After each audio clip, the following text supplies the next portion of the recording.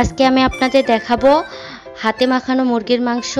প্রথমে টমেটো, পেঁয়াজ, মরিচ, আদা, রসুন, আলু সব কিছু কেটে এবং বেটে নিয়েছি।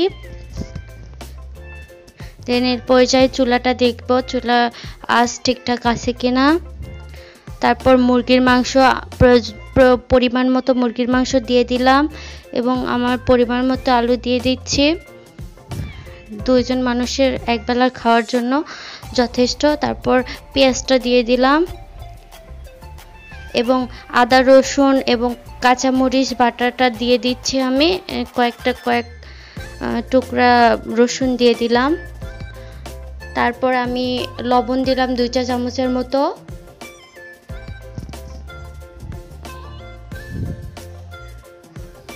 এরপর আমি হলুদ দিলাম 1/2 চা চামচের মতো।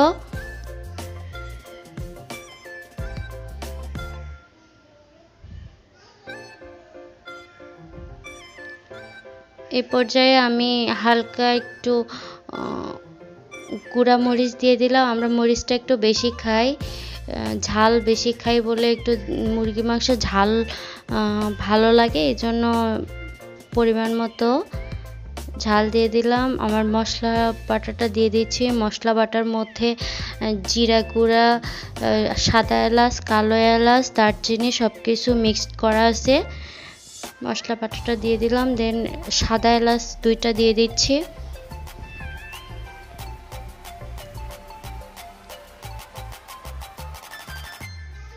এরপর দারচিনি দিয়ে দিলাম আমি 2টা। পরিমাণ মতো আমি তেল দিয়ে দিচ্ছি, দিয়ে আস্তে আস্তে করে মাখাচ্ছি। হাতে মাখায় নিলে পরে এইভাবে সেটার স্বাদ অনেক দ্বিগুণ বেড়ে যায়। আস্তে আস্তে করে খুব ভালোভাবে মাখাইতে হবে যাতে মাংসের ভিতরে মশলাগুলো ভালোভাবে ঢুকে যায়।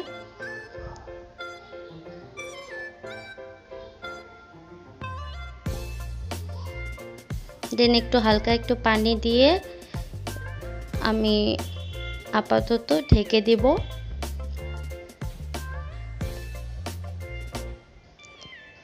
এরপর চুলার আঁচটা আমি মিডিয়ামে রাখতেছি। মিডিয়ামে রেখে আমি কয়েক সেকেন্ড অপেক্ষা করব। এরপর আমি ঢাকনা উঠিয়ে দেখতেছি যে কতটুকু কষানো হলো, নিচে লেগে যাচ্ছে কিনা সেটা চেক করতে হবে। ভালোভাবে নাড়িয়ে দিতে হবে যাতে নিচে না লেগে যায়। আমি পর্যায়ে পানি দিয়ে দিচ্ছি। কষানো হয়ে গেলে আমি পানি দিয়ে দিচ্ছি। পানিটা এমনভাবে দিচ্ছি আমি একটু ঝোল রাখবো, এই জন্য পরিমাণ মতো পানি দিয়ে দিচ্ছি। আর একটু পানি দিব যাতে করে জাল হওয়ার পরেও একটু ঝোল থাকে। এই পর্যায়ে আমি কিউব করে কাটা টমেটোটা দিয়ে দিচ্ছি।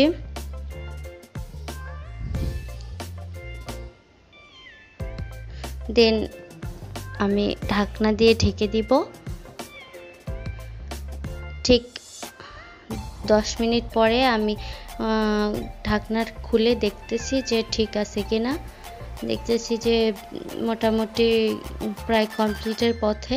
আমি একটু নাড়াচাড়া দিয়ে আবার একটু ঢেকে দিচ্ছি। এ পর্যায়ে আমার মাংসটা হয়ে গেছে। দেখুন আমি হালকা